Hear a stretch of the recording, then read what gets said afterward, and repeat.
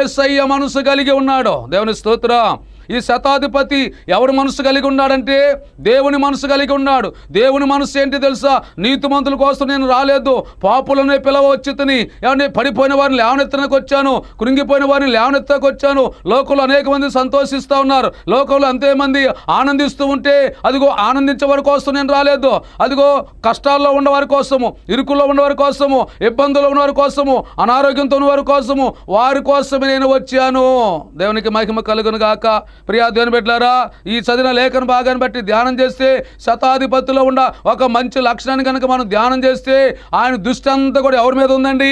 అతడు ఒకే 100 మంది మీద అధికారి అయి ఉండి కూడా, తనకు మంచి సంపాదన కలిగి ఉండి కూడా, అతనికి మంచి ఉద్యోగం ఉన్నప్పుడు కూడా, అతనికి అన్ని స్థితిగతులన్నీ కూడా మంచిగా ఉన్నప్పుడు కూడా ఆయన దృష్టి అంతా కూడా ఎవరి మీద ఉందంటే అదిగో ఆ ఒక్క వ్యక్తి అనగా 99 మంది కంటే కూడా ఒక్కడు రోగి అయి ఉన్నాడు.